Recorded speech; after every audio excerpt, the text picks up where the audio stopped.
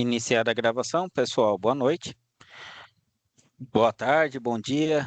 À medida que vocês estiverem assistindo esse vídeo, sejam bem-vindos ao curso de desenvolvimento de sistema. Meu nome é Alex e sou tutor da disciplina de desenvolvimento de sistema.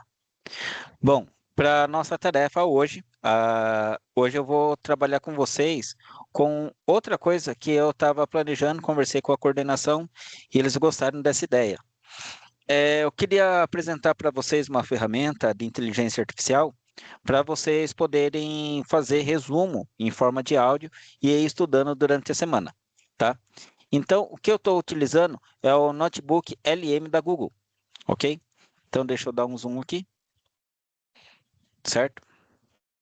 Então, a gente tem aqui, ó, Notebook LM, google.com, e aqui ele permite com que a gente faça um estúdio, né? Que a gente consiga, então, criar conteúdo a partir de uma fonte que nós mesmos estamos elaborando. Então, o que eu fiz? Eu peguei o nosso material mergulhando no tema e também ali o simulado, só que o meu simulado é um pouco diferente do de vocês. O meu simulado aparece qual que é a resposta correta. Então, não vou apresentar isso, mas esse materialzinho a gente já tem. Então, colocando aqui, ele faz já um resumo e tudo mais.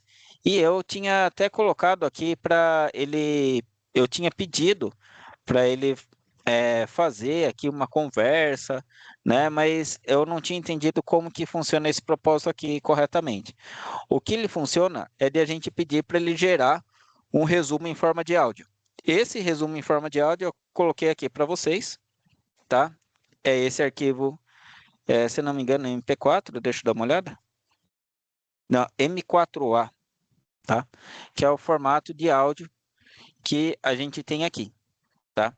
Então a gente vai ouvir esse podcast aqui. Vou desligar a minha câmera e vai ser o nosso conteúdo e daí a gente vai ficar aqui para plantão. Considerando que como a atividade ela é relativamente simples, é um simulado, então a gente vai executar esse simulado e para a gente chegar até lá, o conteúdo que a gente vai abordar é o conteúdo que já tem ali no material, tá bom? Beleza? Então vou tirar aqui minha câmera. E daí, para quem quiser depois, pode fazer também, tá? Das próximas agendas, de gerar um podcast, né? Uma conversa, um bate-papo, para poder estudar, beleza? Que é clicando aqui nesse botãozinho. Como eu já fiz, então para mim já aparece aqui. Note que é o mesmo ícone, certo? Beleza? Esse resumo em áudio, feito com inteligência artificial, e a gente tem esse carinha aqui. Alô? Opa, boa noite, William. Boa noite, me escuta? Estou escutando, certinho. Beleza. Então, a gente vai ver um pouquinho de uma IA que ela gera esse áudio e vai ser a nossa abordagem hoje, tá? E daí, como a atividade ela é relativamente simples, é um simulado, e só para lembrar, tá, pessoal? O simulado, ele pega conteúdo de outras agendas, então estude um pouquinho o material de outras agendas, tá? Para vocês poderem tirar a nota máxima lá no simulado, ok? Então, só para repetir, a gente colocou e a gente tem aqui esse resumo em áudio do nosso conteúdo, do nosso material da Agenda 4.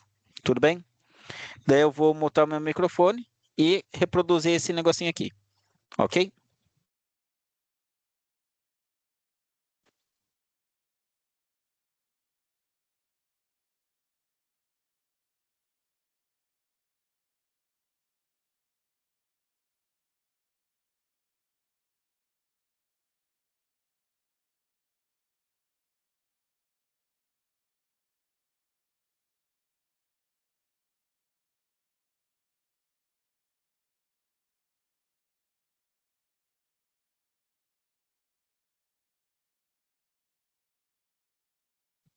Opa, falhamos no teste, vou fazer outra coisa aqui.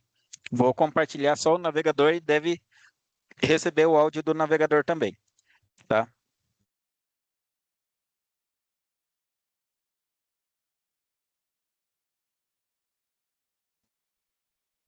Ah, pessoal, tinha uma opção que era para incluir o som. Vamos lá de novo. Por favor, me avisem aqui no chat. Olá, bem-vindos a mais uma análise aprofundada. Hoje o nosso foco é mergulhar em alguns conceitos essenciais de PHP para desenvolvimento web. Vamos usar como base um material bem interessante do curso técnico em desenvolvimento de sistemas lá do Centro Paula Souza. Disciplina de Programação Mobile UI. A ideia aqui é descompactar mesmo, sabe? Entender bem funções e estruturas de repetição. São ferramentas-chave para criar páginas web dinâmicas, eficientes, fáceis de manter também, né? O material até traz uns exemplos práticos, tipo gerar listas, tabelas HTML automaticamente. Exato. E, olha, entender por que isso é tão importante é fundamental. Reutilizar código com funções. Isso organiza tudo, evita aquela bagunça de código repetido e controlar repetições com loops, né? Essencial para lidar com dados que mudam de tamanho, como o exemplo do material mesmo, de uma turma que pode ter 30 ou 40 alunos. Imagina fazer na mão? Com loops, o código se adapta, fica muito mais flexível. Perfeito. Então vamos começar pelas funções. O material usa uma analogia boa. Um professor que entra num portal e precisa gerar listas de alunos. Mas as turmas têm tamanhos diferentes. Como é que se lida com isso, essa variação, sem ficar naquele copia e cola de código que, vamos combinar, vira um pesadelo rapidinho? Aí que entram as funções, né? Basicamente, uma função é um bloco de código que tem um nome. E ele faz uma tarefa específica. A grande vantagem: reutilização. Você escreve a lógica uma vez só, daí, quando precisar daquela tarefa, é só chamar a função pelo nome. Simples assim. A sintaxe no PHP começa com function, aí vem o nome da função, os parentes para eventuais parâmetros e o código dentro das chaves e hash. Uma curiosidade do PHP que o material menciona é que ele não liga para maiúsculas ou minúsculas nos nomes das funções. Então, o calcular média ou calcular média para ele é a mesma coisa. Interessante isso. E o material fala de dois tipos principais, né? As funções void e as funções com return. E no final, elas devolvem um resultado. Esse resultado você pode guardar numa variável, usar em outro cálculo, enfim. Ah, tá.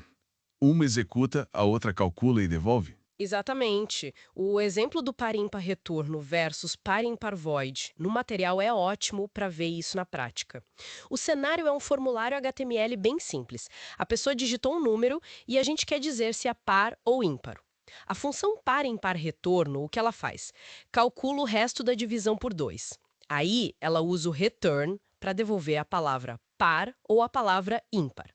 Quem chamou a função recebe essa palavra e decide o que fazer. Geralmente usa um eco para mostrar na página. Agora, a par ímpar void faz o mesmo cálculo do resto da divisão, só que ela mesma, lá dentro da função, já usa o eco para imprimir par ou ímpar. Ela não devolve nada para quem chamou. Para o usuário final olhando a página, o resultado parece igual, mas por baixo dos panos, a forma como os dados fluem é bem diferente. Dominar as duas formas é importante.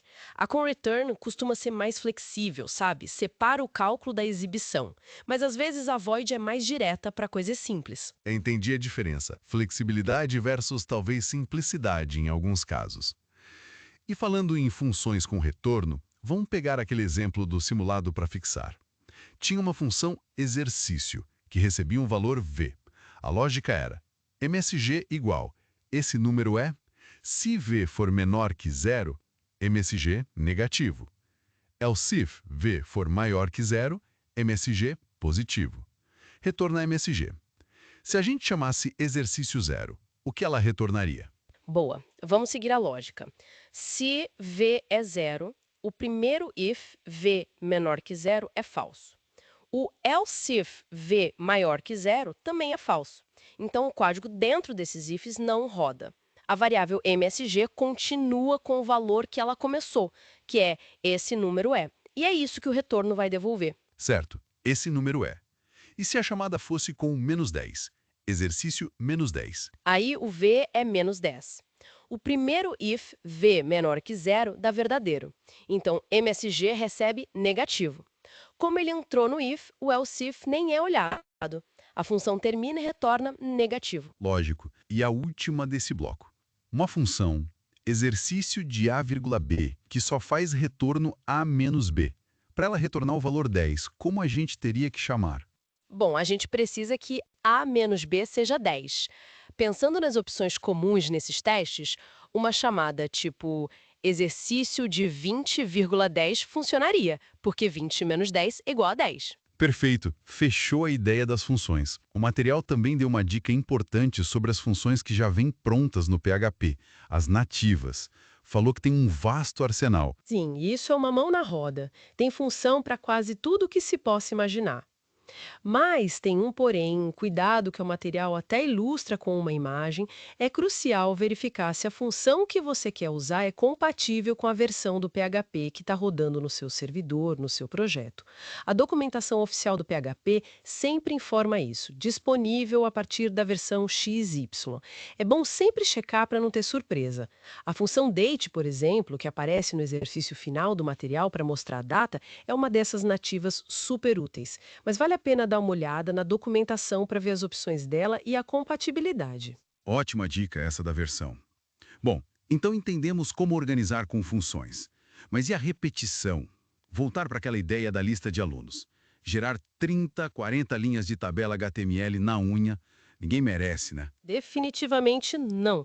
E aí que entram as estruturas de repetição, ou loops. São ferramentas para executar o mesmo bloco de código várias vezes de forma controlada. O PHP tem algumas principais. A primeira que o material mostra é o for.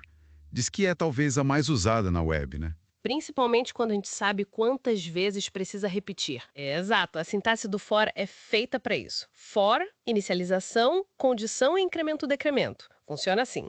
A inicialização acontece uma vez só, no começo. Geralmente a gente cria um contador, tipo i igual a 0. A condição é testada antes de cada repetição. Se for verdade, o código dentro das chaves roda. Se for falsa, o loop para. E o incremento-decremento acontece depois de cada repetição, geralmente é i++, para aumentar o contador. O exemplo da tabuada, exemplo foraction.php, é muito bom. Tem botões de 0 a 9, clico no 5, o PHP recebe esse 5, aí ele usa iset para confirmar que o botão foi clicado mesmo, e então um loop tipo for, variando i igual a 0, i igual a 10, i++, roda 11 vezes, em cada vez ele calcula 5 vezes i, 5 vezes 0, 5 vezes 1, 5 vezes 10 e monta uma linha da tabela HTML com resultado. Super prático. Bem estruturado mesmo para contagem. Mas e se a gente não souber exatamente quantas vezes vai repetir? Se depender de outra coisa, uma condição mais aberta. O bloco de código repete enquanto a condição for verdadeira. O ponto-chave. A condição é testada antes de começar cada volta do loop. Se a condição já for falsa de cara, o código dentro do while nem chega a rodar nenhuma vez. O exemplo do material, exemplo whileaction.php, também faz a tabuada, mas pega o número de um campo de texto que a pessoa digitou. A lógica é parecida. Você inicializa um contador antes, tipo $i igual 0. O loop while, $i menor ou igual a 10, continua rodando enquanto $i for menor ou igual a 10. E, muito importante, dentro do loop você tem que lembrar de incrementar o $i, $i++. Se não... Loop infinito. Exato, um erro clássico.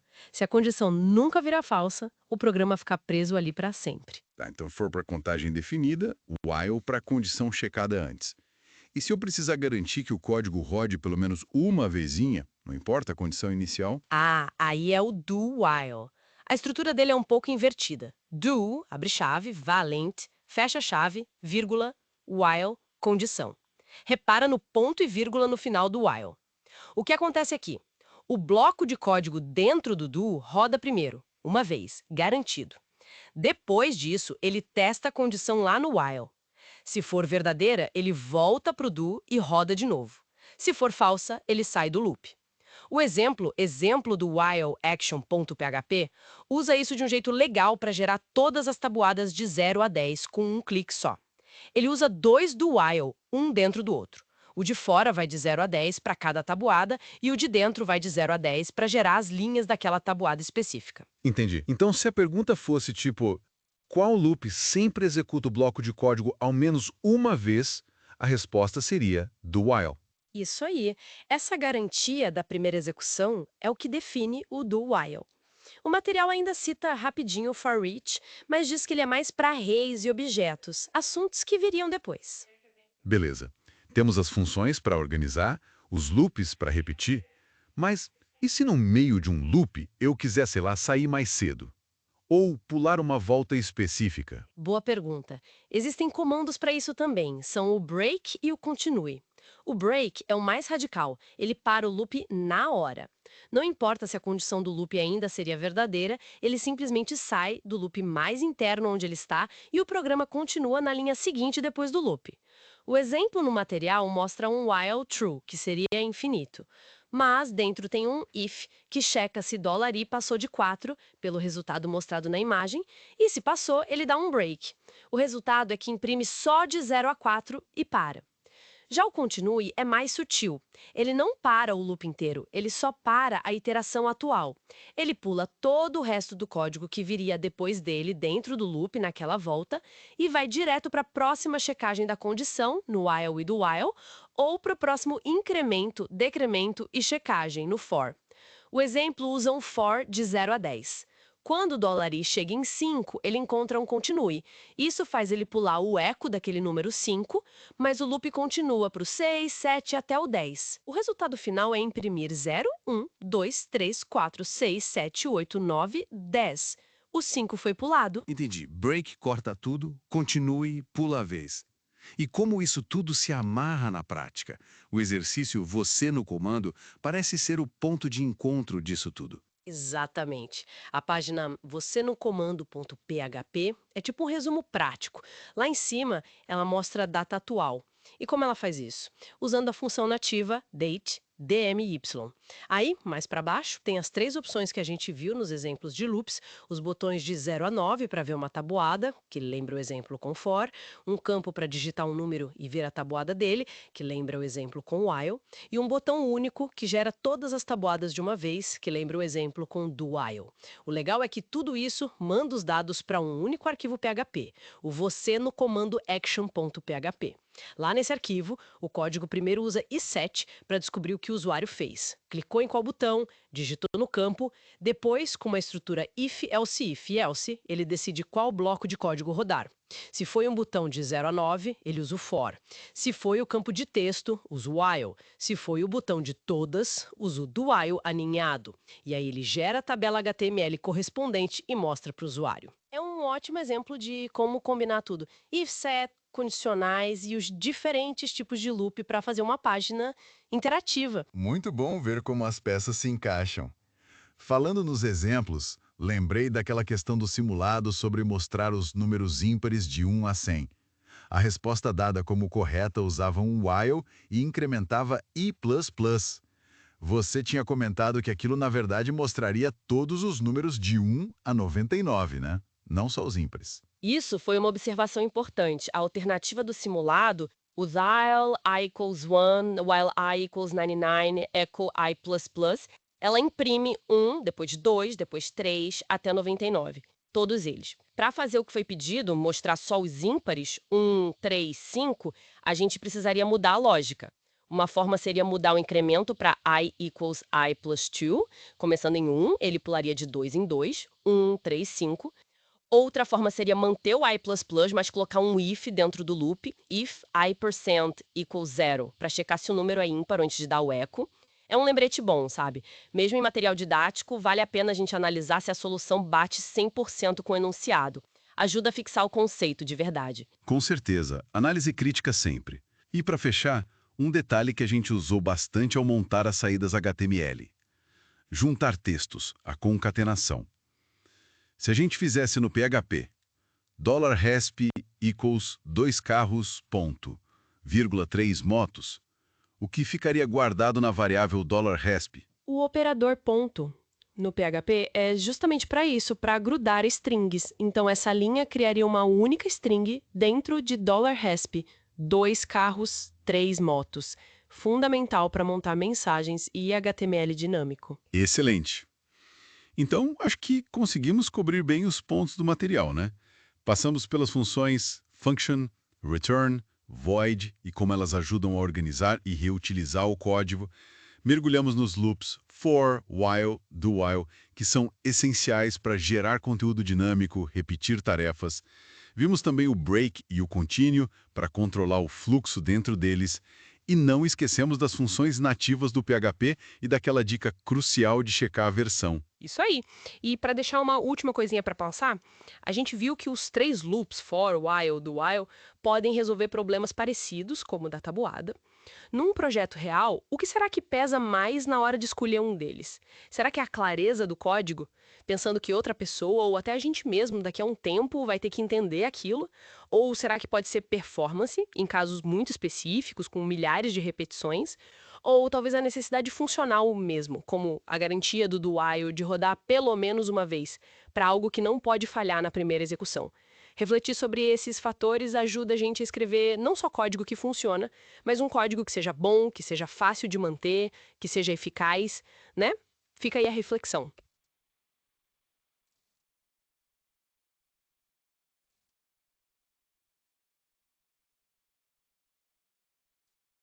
Pessoal, então a gente encerra, né, aqui, pelo menos esse momento de gravação, e daí a gente vai ficar aqui nesse momento para tirar dúvida, que vai ser mais nesse formato de plantão. Espero que vocês tenham gostado de ter conhecido o Notebook LM. Vou até deixar o link aqui com vocês, depois eu coloco lá também no nosso fórum. Depois eu faço o upload do arquivo, tá bom? Caso vocês queiram repetir esse áudio, ok? Pessoal, obrigado pela participação. Obrigado, Fernando, Darliel e o William. Pessoal, então, até a nossa próxima agenda.